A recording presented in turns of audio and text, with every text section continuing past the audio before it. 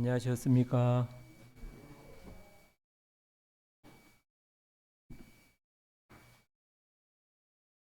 우리 잘 아시는 사도행전 2장 말씀 몇 절 보시겠습니다.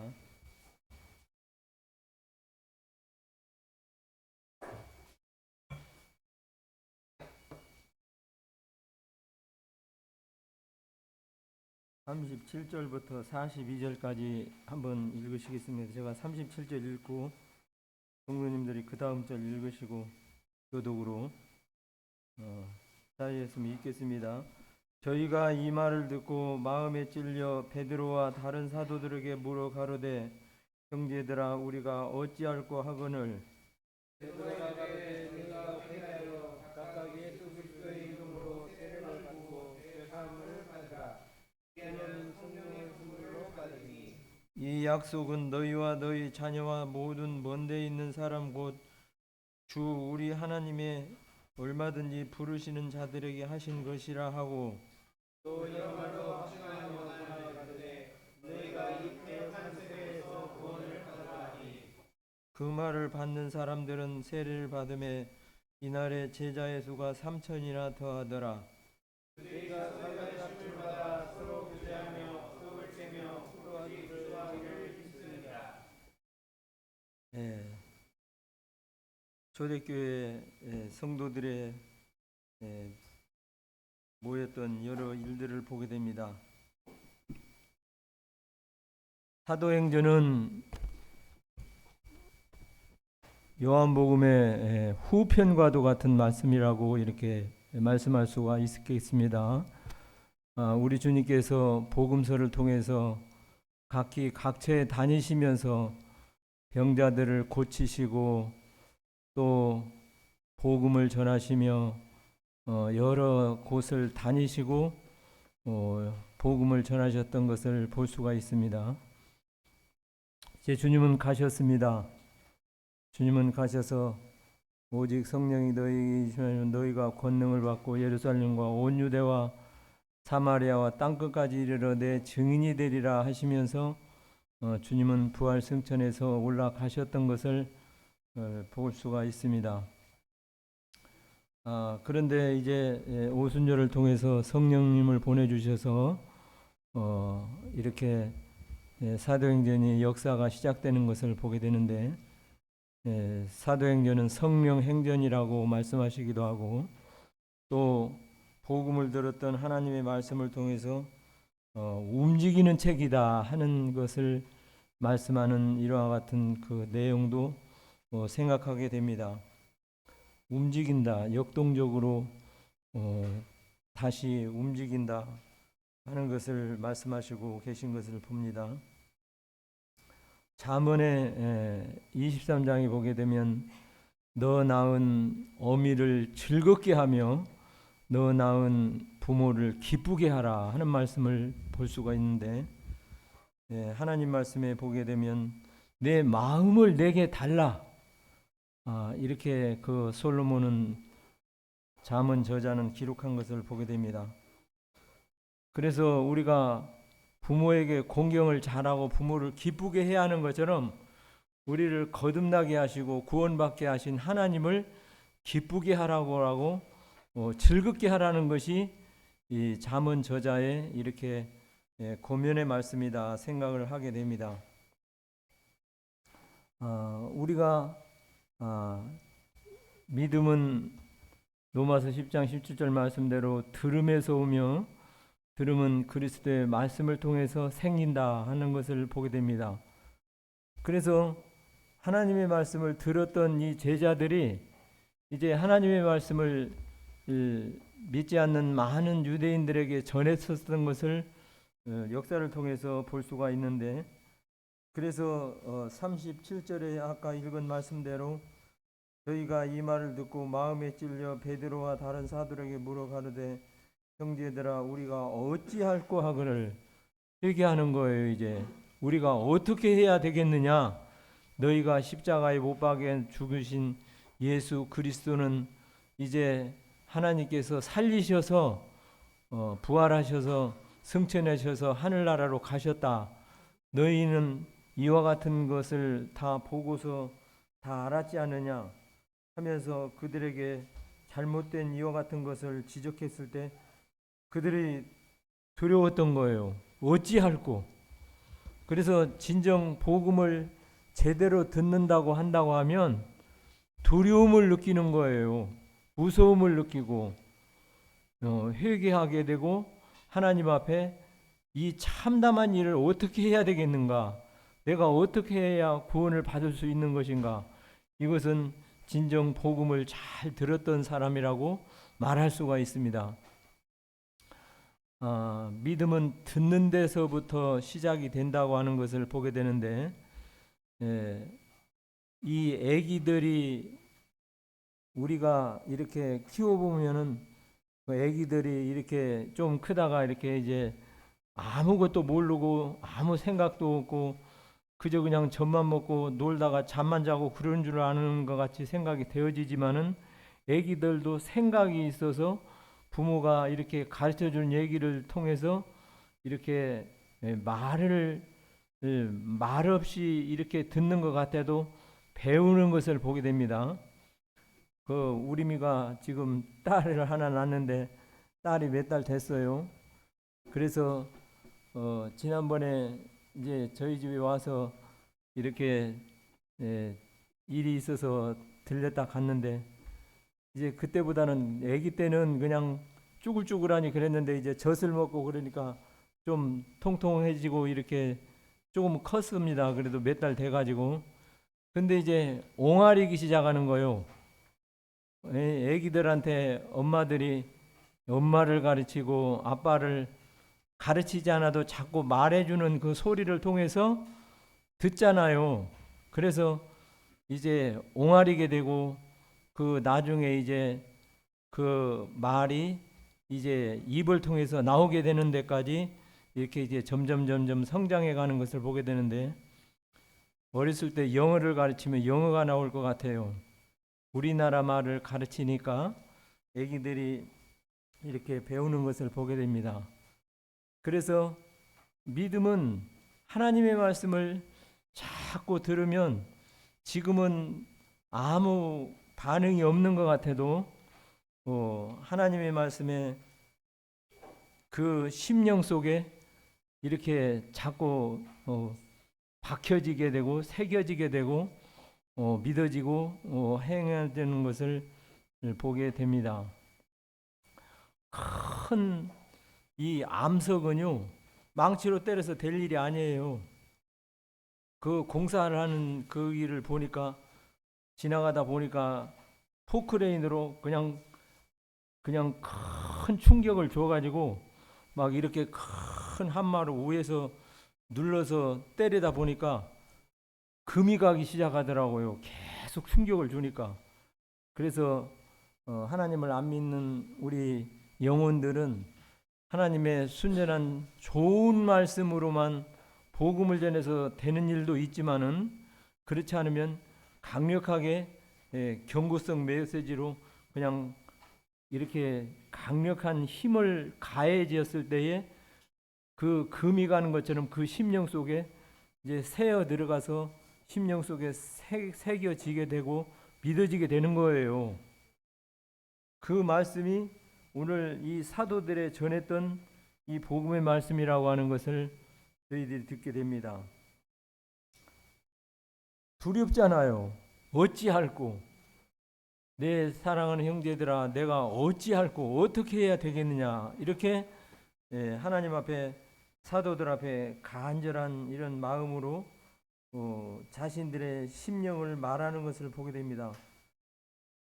그 다음 절에 38절에 보게 되면 베드로가 가로되 너희가 회개하여 각각 예수 그리스도의 이름으로 세례를 받고 죄사함을 얻으라 그리하면 성령을 선물로 받으리니 이 약속은 너희와 너희 자녀와 모든 먼 데 있는 곧 우리 주 예수 하나님이 얼마든지 부르시는 자들에게 하신 것이라 하고 또 여러 말로 확증하며 권하여 가로되 너희가 이 패역한 세대에서 구원을 받으라 하니 그 말을 받는 사람들은 세례를 받음에 이날의 제자의 수가 3,000이나 더하더라.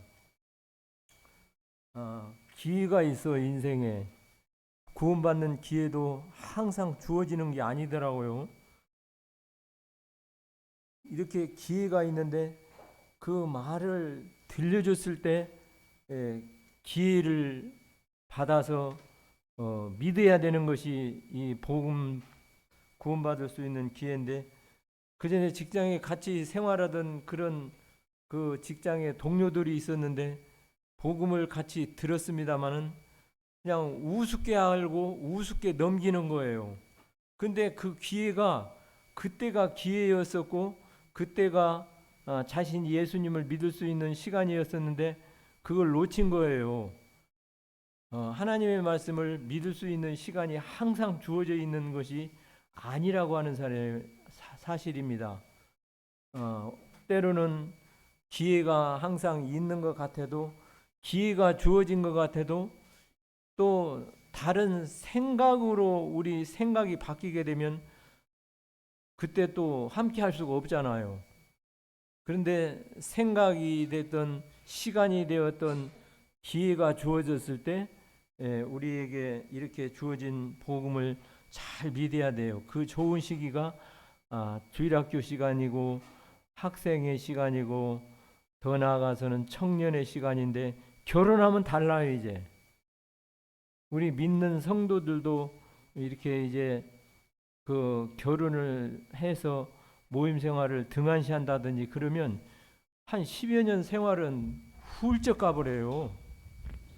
자녀 낳고 뭐 생활 바쁘고 직장 다니든지 사업을 하든지 거기에 또 가족 식구들을 또 생활고를 책임져야 되니까, 그러다 보면 한 10여 년이라는 세월이 훌쩍 가버리는데 그 세월 동안에 생각이 세상적으로 내 사업이든 직장이든 바뀌어 버리니까 그쪽으로 마음이 쏠려 있으니까 복음에는 점점 멀어지고 마음이 어떻게 됩니까?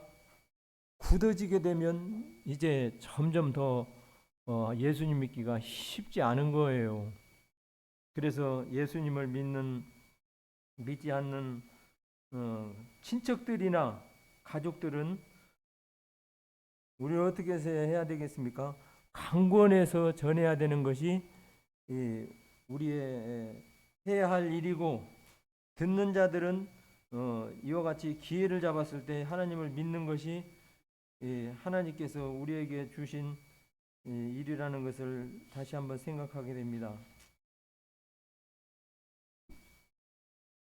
42절에 보게 되면 저희가 사도의 가르침을 받아 서로 교제하며 떡을 떼며 기도하기를 전혀 힘쓰니라. 여기에 나오는 사도들이 하나님의 말씀을 전했지만 그렇게 사도 바울과 같이 구약을 능통하게 배웠었던 많은 그런 지식이 있는 사도들이 아니에요. 무슨 말씀을 전했겠습니까? 예수님의 죽으심과 부활하심을 목격한 사람들이에요. 그래서 죽으심과 부활하심을 전했을 때 그 말을 받는 사람들이 여기에 기록된 대로 많은 숫자가 기록이 되어 있는데, 똑같은 장소에서 똑같은 말씀을 똑같은 시간에 이렇게 전해줘도 듣는 사람이 있는가 하면 듣는 것을 미루든지 방관하는 이와 같은 사람들이 있는 것을 보게 됩니다. 그래서 우리 성도님들도 하나님의 말씀을 전해드릴 때는 우리에게 저 말씀이 내 말씀이라고 했던지 하나님이 주시는 말씀이라고 생각을 하게 되면 자세가 달라지는 거예요. 저 자신부터가. 근데 아이고 뭐 듣던 얘기 또 듣는 것이니까 그냥 시간 되면 끝나겠지, 그런 마음은 지혜가 아니에요. 여기에 사도행전은 어떻게 보면 고린도 전후서나 이 갈라디아서 같은 교리적인 책도 아니고 또 요한계시록과 같이 장래 소망에 관해서 이렇게 말씀해 주시는 그런 책도 아니잖아요. 사도행전은 움직이는 책이라고 말씀했습니다. 그래서 사도들이 각기각처를 다니면서 복음을 전하고 또 능력을 나타내서 그들의 병을 치료해주고 하는 하나님의 역사를 보게 되는데, 그렇기 때문에 이 주님의 제자들이 그렇게 큰 깊은 지식의 말씀을 전했다고 말할 수는 없는 것 같아요. 그러나 그 말씀을 받는 사람들의 자세가 좋았다고 하는 사실입니다. 그래서 사람들이 이야기하기를 새해가 되어서 교회를 다니게 돼야 되는데 좋은 교회를 다녀야 되겠다 하는 마음을 갖는 것을 보게 됐습니다. 우리 교회를 한번 좀 와보세요. 우리 교회 좋은 교회입니다. 그렇게 말하는 사람을 들은 적이 있습니다. 그런데 좋은 교회는 어떤 교회냐? 사도들의 가르침을 받고 말씀하십니다. 하나님의 말씀을 잘 듣는 교회예요. 평범한 똑같은 말씀이지만 저 말씀이 하나님이 주시는 나의 말씀이라고 생각한다고 한다면 그 말씀을 새롭게 들을 수가 있는 거예요. 그런데 그냥 들었던 말씀 또 들으니까 시간 되면 끝나겠지. 그것은 지혜가 아니라고 하는 사실입니다. 어떤 성도님이 이 주일날 이렇게 하나님 말씀을 전하는데 돈 얘기를 했어요. 돈 얘기를 했는데 무슨 돈 얘기를 했냐면 돈 빌려주시오 그게 아니고 성도님들 빚 보증을 쓰지 마시오 하면서 이런 설교를 하니까 듣는 성도들이 초등학교 설교를 주일날 말이야 성도들이 이 귀를 기울여서 이렇게 쫑긋하고 듣는데 저런 돈 얘기를 하더라도 빚 보증 쓰지 말라는 그런 얘기를 하네 참 하면서 어떻게 보면 할 얘기도 되게 없다 하는 생각으로 이렇게 별로 받아들이는 사람들이 없었어요. 근데 그 가운데는 그 남의 사정을 다 이야기를 안 해서 그렇지 남의 빚 보증을 안 쓰면 안 되는 친척 간의 곤란한 입장에 놓여 있는 어떤 성도가 있었어요. 근데 내가 몇십만 원이고 몇백만 원이고 그냥 주면 주는 이런 빚 보증이 아니라 액수가 그 사람의 형편으로 해서는 좀 큰 금액의 빚 보증을 안 설 수 없는 입장에 놓여지게 돼 있었습니다. 근데 어떻게 했어요? 성도님들 결정을 각자 다르겠지만 이거 내가 빚 보증을 서줘야 되나? 그래도 내가 만약에 생각해서 잘못된다면 내가 이게 어떻게 책임을 질 수는 없으니까 안 된다. 또 뗄 수도 없는 이런 곤란한 입장이에요. 관계가. 그래서 빚 보증을 섰어요. 이제 믿어야지 그냥 우리 친척 간에 그렇게 그 돈 떼어먹었어. 서로가 참 신용으로 살았던 여러 가지 지난 날을 생각하면서 이렇게 좀 서주고 이렇게 어려울 때 도와야 진정한 도움이 되는 것이지. 그렇게 좋을 때 좋을 것 같으면 누구는 안 좋아 다 좋은 거지. 어려울 때 도와야 좋은 거지 하면서 이제 빚 보증을 섰어요. 그런데 이게 시일이 지났는데 결과를 안즉 잘못돼 버렸어요. 이 사람이 갚을 수 없는 입장에 놓여 있으니까 얼마나 시험이 크게 들겠어요. 그래서 그 성도는 교회를 와도 자기가 잘못해놓고 불평은 딴 데다 하는 거예요. 이쪽에서 매 맞고 저쪽에 가서 화풀이 한다고. 자기가 빚 보증 써가지고 어려움을 겪고 그러니까 교회 와서 그냥 평안도 없고 그냥 성도들에게 반가움도 없고 앞에 성도들에게 기쁜 밝은 얼굴 모습이 아니라 빚 보증이 그냥 앞에 다 가로막고 있으니까 이 근심으로 인해서 사람은 마음의 즐거움은 양양도 심령이 그리시면 뼈를 마르게 한다고.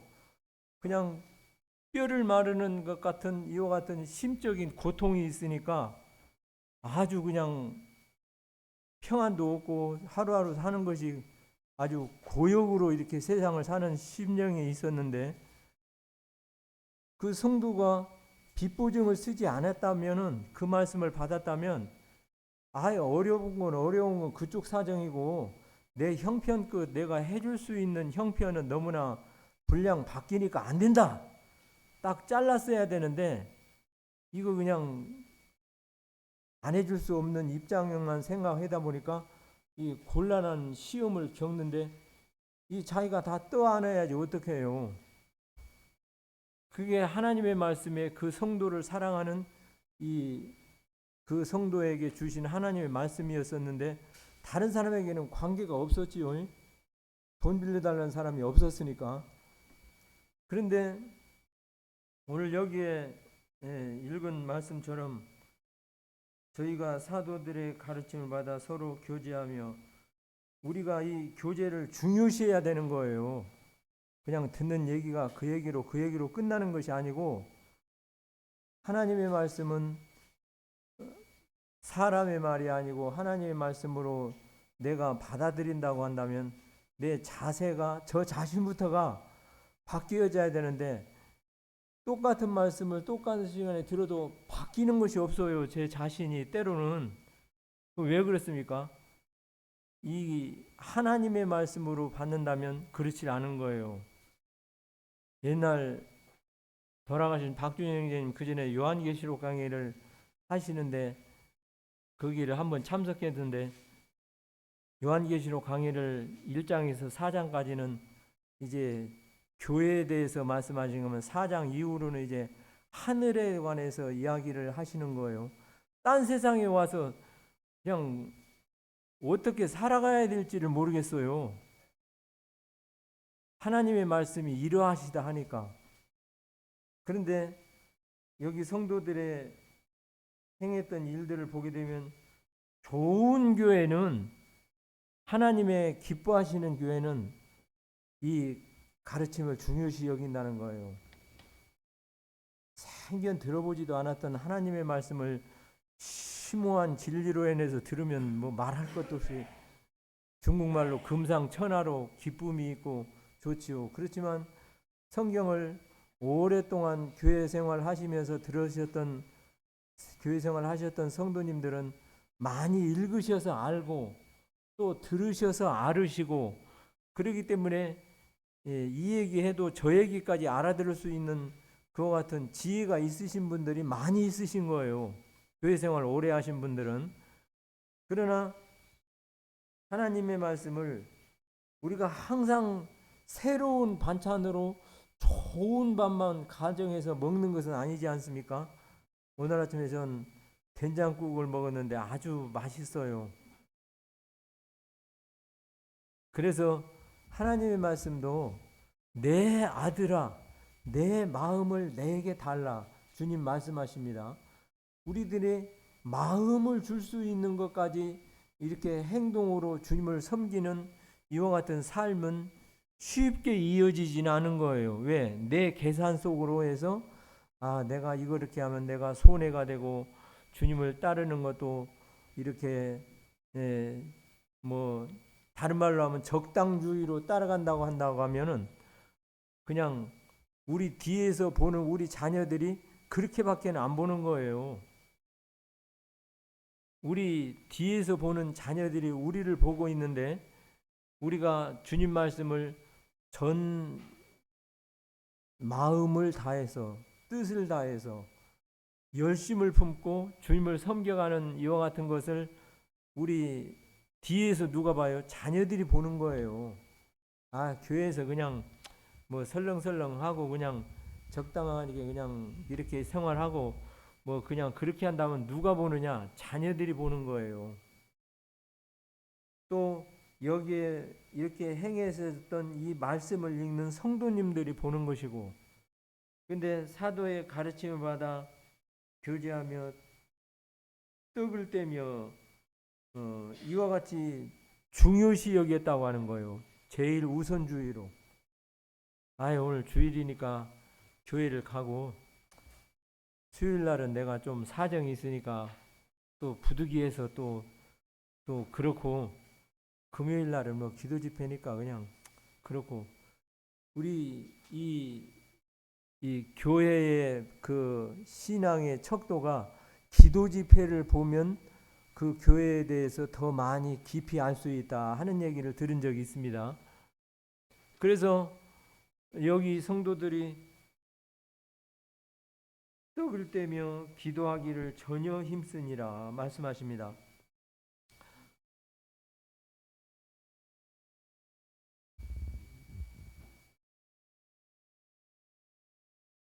그냥 말씀을 들을 때는 듣는 시간으로 주어지고 시간이 이렇게 진행이 됩니다.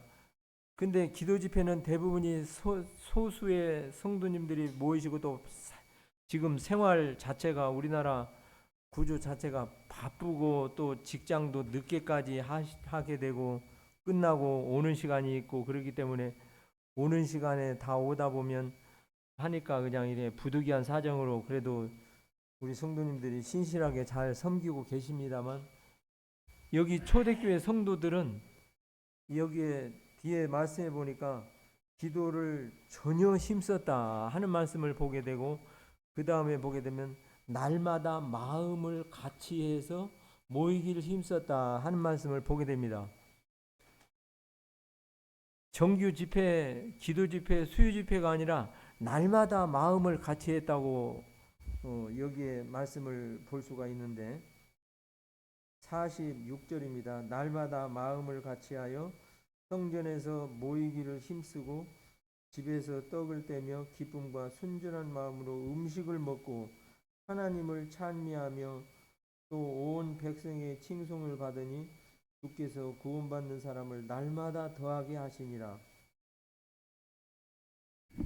이 마음을 같이 한다는 것, 이거 중요한 거예요. 이 성도님들과 마음을 같이 하는 것도 힘들지만 부부간의 마음을 같이 하는 것도 힘들어요. 우리 성도님들은 딱딱 맞습니까? 우리 자매는 당신 말이야 뭐 어쩌고 저쩌고 이렇게 하고 그래 되면 생각이 달라요. 동에서 서에서 먼 것 같이 이렇게 생각이, 의견이 이렇게, 한 사람은 일찍 자자 그러면 한 사람은 알아서 잘 시간 되면 자고 그러지 뭘 그냥 말이 많냐. 마음을 같이 하기가 쉽지 않아요. 불 켜놓고 있으면 안 되잖아요. 불을 꺼야지. 그래서 날마다 마음을 같이 한다는 것, 여기에서부터 역사가 시작된 거예요. 그래서 초대교회, 좋은 교회는 우리 성도들이 마음을 같이 하고, 또 여기에 읽었던 말씀대로 모이기를 힘썼다 하는 것을 저희들이 읽었습니다. 역사는 모이는 데서부터 시작이 된다는 거예요. 어느 교회는 한 사람이 모이면 와서 기도를 하고, 두 사람이 모이면 대화를 하고, 세 사람이 모이면 행동을 한다. 그런 외국의 어떤 그 기사를 읽은 적이 있었습니다. 그래서 좋은 교회는 이와 같이 하나님 앞에 나오면 기도를 하고, 두 분이 모이면 기도한 다음에 교제하면서 대화를 하고, 세 분이 모이면 행동을 한다. 행동이 없는 믿음은 우리가 야고보서 말씀에 보게 되면 그 행동을 지적하는 것을 보게 됩니다.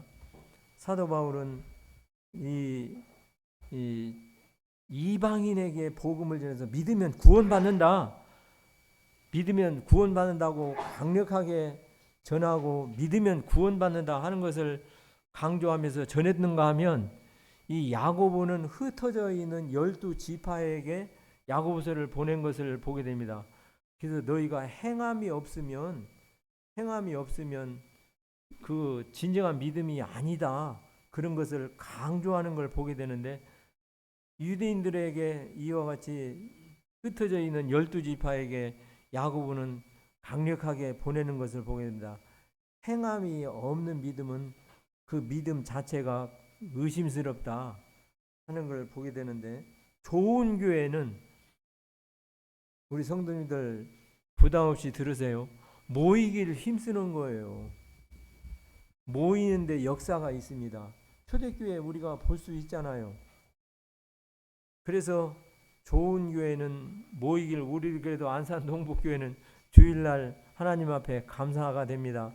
이렇게 많이 모여서 커피 마시는 분은 커피 마시고, 또 이렇게 말씀 들으시는 분은 말씀을 자유스럽게 들으시고, 이렇게 또 각자의 또 이렇게 은혜가 있는 것 같습니다.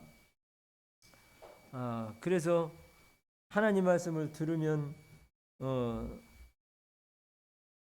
말이 바뀌고, 여기에 저희가 떡을 떼며 사도의 가르침을 받아 들었던 복음을 통해서 교제하며 떡을 떼며 기도하기를 힘쓰는 것을 보게 되는데, 전에는 내 생각과 내 욕망으로 가득 찬 내 마음이었었는데 하나님의 말씀을 듣고 보니까 생각이 바뀌었잖아요. 그래서 이렇게 마음을 같이 해서 모이는데 힘썼는가 하면, 이제 나중에 여기에 조금 전에 읽었던 말씀 끝머리 말씀대로 기도로 바뀌어지는 것을 보게 됩니다. 그래서 마음을 같이 해서 기도하기를 전혀 힘썼다고 말씀하시는데, 다른 말씀에 보면 혼신의 힘을 다했다, 그런 의미가 있어요. 기도하기를 전혀 힘썼다, 혼신의 힘을 다했다 하는 그런 의미가 있는데,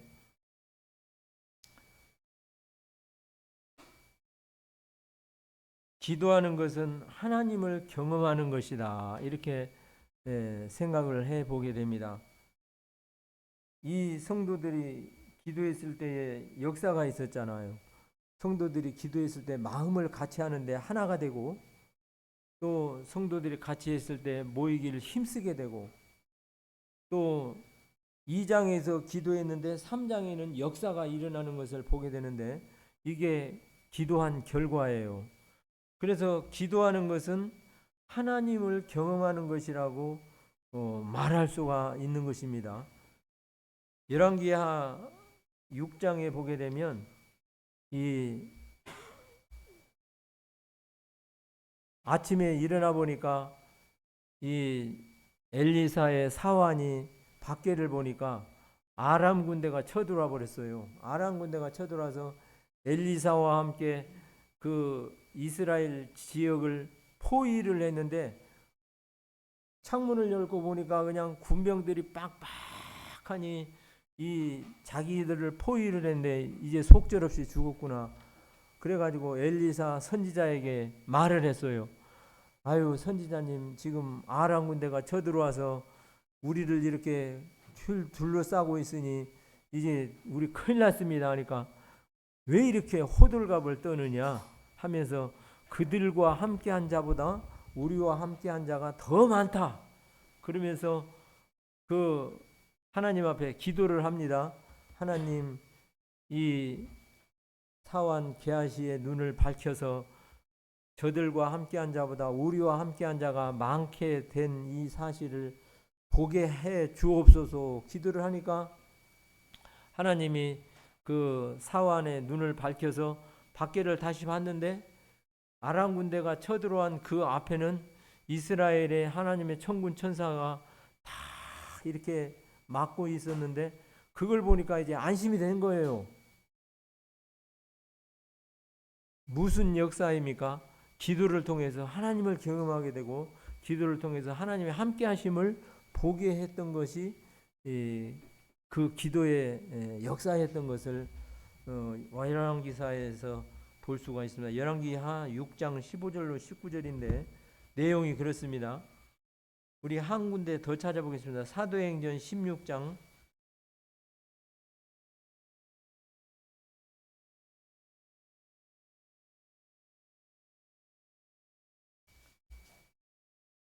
25절로 34절까지 우리 한 목소리로 한번 읽어보시겠습니다. 25절 시작. 밤중중 내여 바울과 실라가 기도하고 하나님을 찬미하며 죄수 겼더라. 이에 호련히 진진이 나서 옥터가 움직이고 문이 다 열리며 모든 병의 것이 다 벗어진지라. 간수가 자다가 깨어 옥문들이 열리는 것을 보고 죄수들이 도망 줄 생각하고 검을 끄어 자결하려 하거늘 바울이 크게 소리질러 가로되 내 몸을 상하게 하지 말라. 우리가 다 여기 있노라 하니 간수가 등불을 달라고 하며 뛰어들어가 무서워 떨며 바울과 신라 앞에 부복하고 그를 내주고 나가 이르되 선생들아 어찌하여 구원을 얻으리까 하거늘 가로되 주의 예수를 믿으라. 그리하면 너와 내 집이 구원을 얻으리라 하고 주의 말씀을 제3과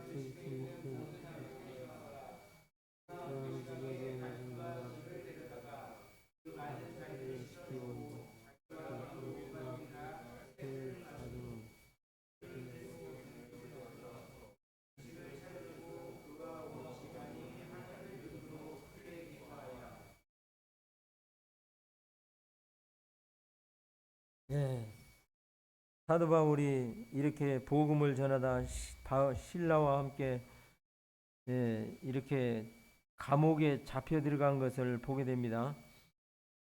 그래서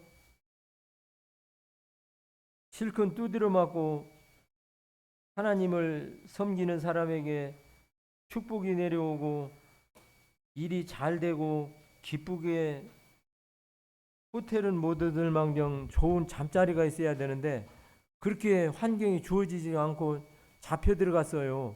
읽은 말씀대로. 그래서 잡혀 들어가서 꼼짝없이 그냥 옛날 간수들은 지금은 우리나라도 인권이 존중되고 그러기 때문에 이 죄수를 잡아서도 함부로 대하지를 않는데요.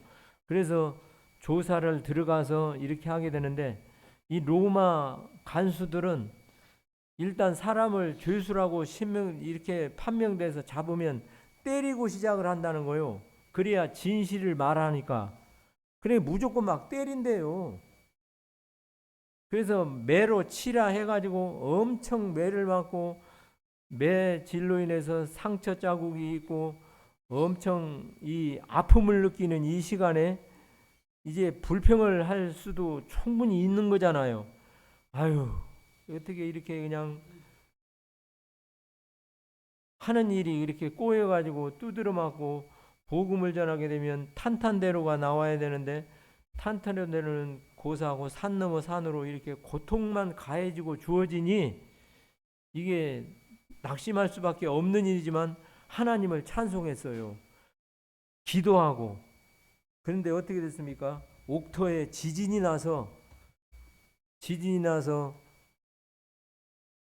그냥 이 간수가 죄수들이 다 도망간 줄로 생각을 하고 자기가 그냥 이 책임의 중한 이 무거움을 느끼고 자결하기를 죽으려고 하는데 우리가 여기 있으니 너 내 몸에 칼을 대지 말고 죽지를 말아라. 우리가 다 여기 있다 하면서 그를 이렇게 복음을 전해서 하나님을 믿게 했던 역사가 이 사도행전 16장 읽은 말씀인데 기도는 하나님을 경험하는 거예요. 하나님의 역사를 보는 거라고 말할 수가 있습니다. 그래서 우리 성도님들 기도는 하나님을 경험하는 것이라는 것을 생각하게 될 때 우리의 기도가 얼마나 중요하고 얼마나 많은 필요가 있다 하는 것을 다시 한번 이 말씀을 읽으면서 생각을 하게 됩니다. 5가지 기도에 대해서 이렇게 생각을 해보게 되는데 기도는 비전을 키워가는 화원과 같다 하는 것을 또 생각해 보게 됩니다. 우리 사랑의 화원 꽃을 잘 키우시는 자매님이 가정이 계시는데 이 작은 꽃나무지만 잘 키워서 꽃이 피게 되고 열매를 맺게 되면 아주 보람지고 또 가치 있어 보이고, 또 그걸 보는 사람은 지금은 그 많은 지병으로 인해서 뭐 알츠하이머 병도 걸리고 그런데 치매도 안 걸린대요. 그런 걸 잘 가꾸면서 보고 그 푸른 잎을 보면서 성장하고 자라가는 그 꽃나무와 그 채소류 등 이런 걸 보게 되면 치매도 안 걸린대요. 그래서 조금 공간이 있으시고 그러면 그런 걸 키우면서 하나님을 생각하고 그러는 가운데 치매도 걸리지 마시고 또 건강도 하시고 또 공기도 좋으시고 그래서 일거삼즉 이렇게 좋은 축복을 누리시기를 바랍니다. 옛날 사무엘은 그 엄마가 기도로 나서 기도로 키우고 기도로 성장해서 기도의 사람이었던 걸 보게 됩니다. 사무엘상 2장 18절에 보게 되면 사무엘이 어렸을 때에 세마포 예봇을 입고 여호와를 섬겼더라 하는 것을 보게 됩니다. 우리는 사람을 섬기는 사람이 아니라 하나님을 섬기는 사람이라고 하는 것을 재인식해야 되는 필요성이 있어요. 그래서 사무엘이 어렸을 때 엘리 앞에서 하나님을 섬겼다고 말씀하고 있습니다. 그래서 사무엘이 어렸을 때부터 큰 사람은 머리가 굵어서 자기 생각으로 자기 머리를 굴리고 그러지만 어렸을 때는 순전한 거예요. 그래서 어렸을 때 하나님의 말씀이 그 심령에 잘 새겨지게 되고 기억되어지게 되면 커서도 그 훌륭한 사람이 되는 거예요. 그 말씀이 잠언 22장에 보게 되면 마땅히 행할 길을 아이에게 가르치라 그리하면 늙어도 그것을 떠나지 아니하리라 하는 말씀을 보게 되는데 다른 성경에 보면 턱에 수염이 날 때부터 떠나지 않는다는 거예요. 사춘기 때 얼마나 학생들이 사춘기를 이렇게 겪지 않을 수가 없어요. 오늘날 세대에 핸드폰이 있고 또 그전같이 농경사회에서 우리 시골에서 살 때 그냥 핸드폰이 뭐 있고 그런 게 아니라 자치기나 하고 그냥 땅 따먹기나 하고 뭐 그냥 그럭저럭 그렇게 컸는데 지금은 누릴 수 있는 여러 문화가 좋은 게 많이 있고 또 핸드폰 하나만 있어도 외롭지 않아요. 친구가 없어도 외롭지 않고 즐겁게 하루 종일 여러 프로그램을 찾아서 이렇게 시간을 보낼 수 있는 좋은 환경인데 그 환경이 하나님을 가까이 하는 데서 멀어지게 하는 것은 축복이 아니라고 하는 사실이에요. 근데 사무엘이 어렸을 때부터 기도로 엄마가 시작해서 기도로 그를 키우고 그는 훗날에 기도의 사람이 돼서 내가 너희를 위해서 기도하기를 쉬는 죄를 범치를 않겠다 하면서 민족들을 위해서 그렇게 힘썼던 훌륭한 선지자였던 것을 보게 되는데 기도는 비전을 키워가는 이와 같은 사람이라는 것을 보게 됩니다. 우리 그 옆에 3장 사도행전 3장 6절을 한번 다 같은 목소리로 읽어보시겠습니다. 찾으셨으면 시작.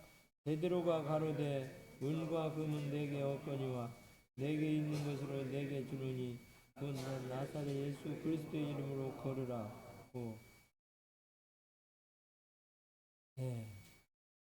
기도는 비전을 키워가는 화원이라고 말씀드렸는데 이 2장에서 마음을 같이 해서 기도했던 것을 보게 됩니다. 이분들이 신앙생활을 그렇게 뭐 오래 하신 분들이 아니에요. 그냥 하나님을 믿지도 않았고 나름대로 그냥 세상에서 자기 주관대로 살던 이런 사람들이 베드로와 사도들이 너희가 십자가에 못 박여 죽은 이 예수는 하나님이 살리셔서 주와 그리스도가 되게 하셨다 하면서 너희가 회개치 아니하면 너희가 망한다 하는 하나님의 두려운 경고의 복음을 듣고 이들이 돌아왔는데 이들이 그렇게 많은 것을 경험하고 그러지 않았기 때문에 모르지만, 그러나 순전한 마음이 있잖아요.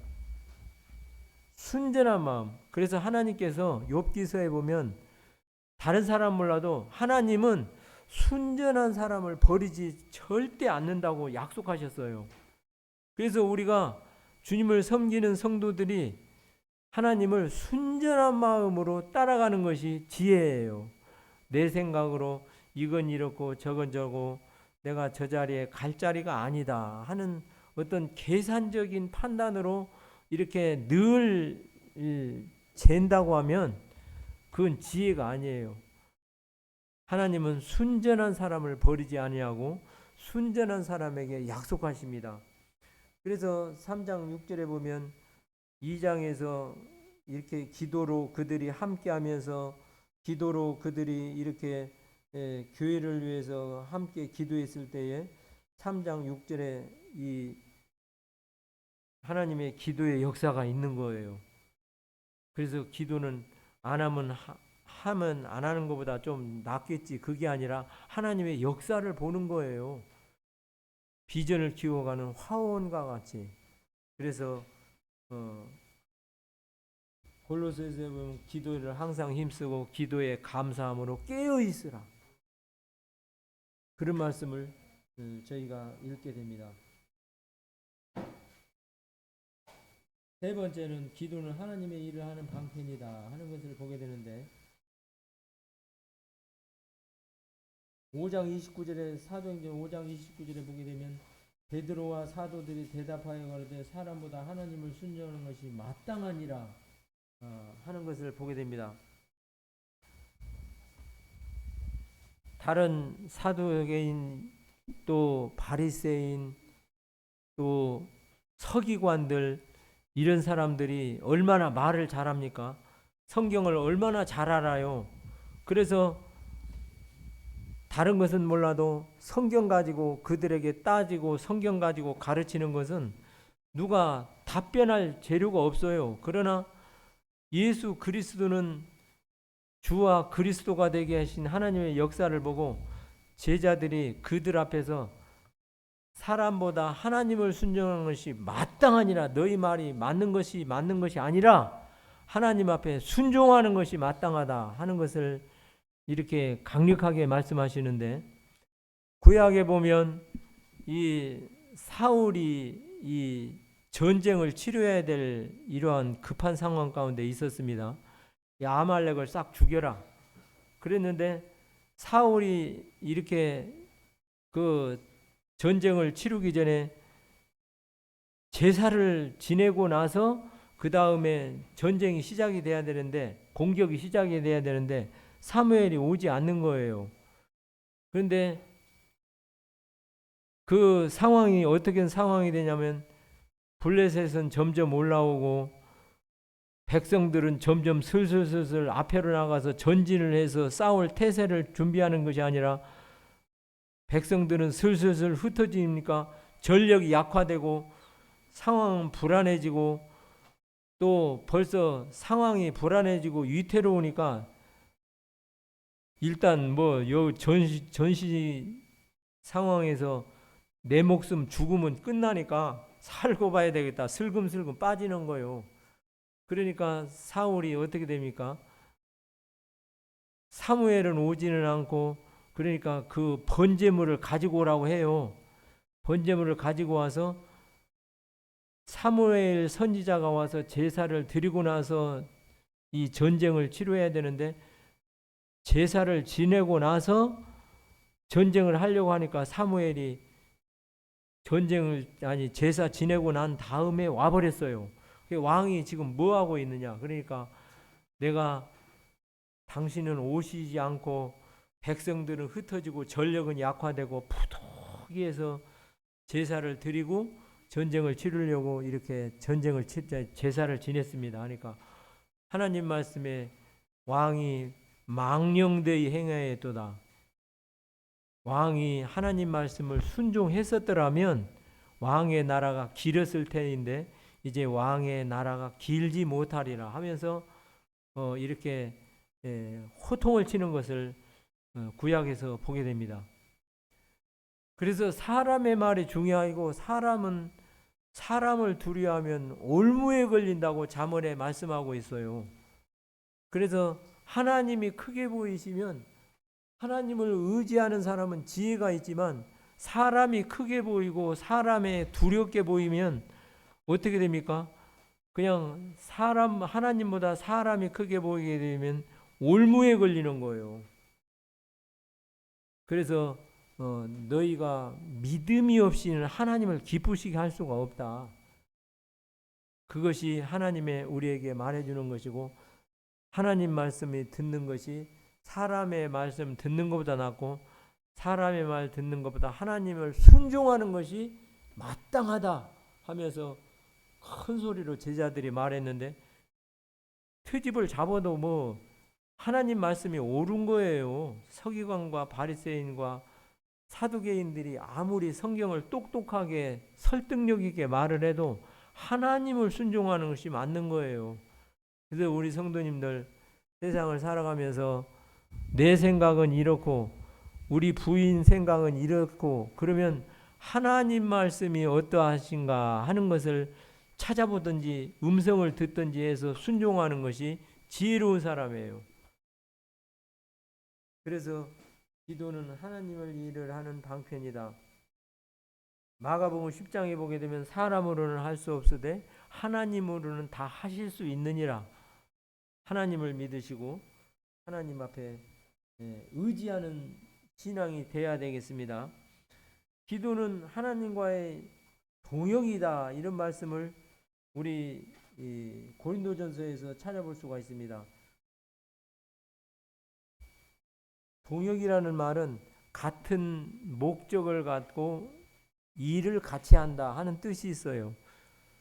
그래서 하나님은 성도들을 통해서 하나님은 입이 아니시니까 말씀이시니까 성도들의 입을 사용하기를 원하시고 하나님은 발이 아니시니까 성도님들의 발을 통해서 산을 넘는 아름다운 발이여 함과 같이 복음을 전하러 가는 사람이 발을 사용하시기를 원하시고 하나님은 말씀이시고 하나님은 발이 아니시니까 신방을 원해서 어려움을 겪는 성도들의 신방을 성도들이 가기를 원하시고 사용하기를 원하십니다. 그래서 같은 뜻을 가지고 일을 하면서 우리 성도님들을 통해서 동역자로 사용하시기를 원하시고 쓰시기를 원하시는 거예요. 근데 내가 바빠가지고 요새 내가 건강이 안 좋아가지고 저는 못 갈 것 같아요. 그래서 이 핑계 저 핑계가 있지만 하나님은 우리 성도들을 동역자로 사용하시기를 원하시고 우리 성도들을 이와 같이 하나님의 역사에 함께하기를 원하시는 거예요. 좋은 교회는 이렇게 하나님 앞에 동역하는 교회, 하나님 앞에 뜻을 같이 해서 모이기를 힘쓰는 이런 교회가 좋은 교회라고 하는 사실이에요.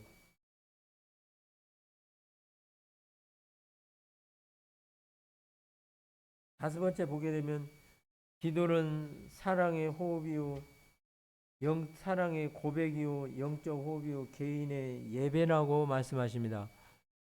시편 50편 23절에 보게 되면 감사로 제사하는 자가 나를 영화롭게 한다 하는 것을 읽어보게 됩니다.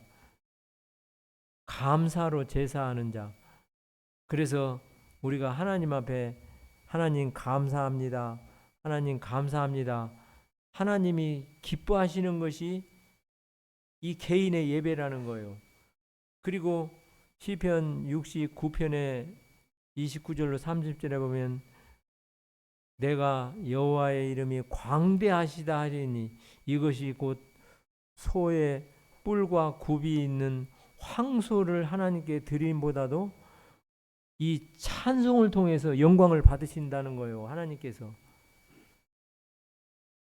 그래서 하나님을 기쁘시게 하는 것은 모이기를 힘쓰고 또 기도하기를 힘쓰고 또 다른 건 몰라도 감사로 제사하는 자가 나를 영화롭게 한다고 이 백성을 내가 나를 위해서 지었나니 나의 찬송을 부르게 하려 함이라고 말씀하시면서 우리 성도들의 이 찬미를 받으시는 것을 기뻐하시고, 그게 사도행전 2장 오늘 읽었던 하나님의 말씀입니다. 다 아시는 내용이시지만 삶을 통해서 주님을 기쁘시게 섬기고 또 마음을 같이 해서 하나님이 기뻐하시는 우리 안산동복교회 온 성도님들이 되시기를 바라는 마음입니다. 이상입니다.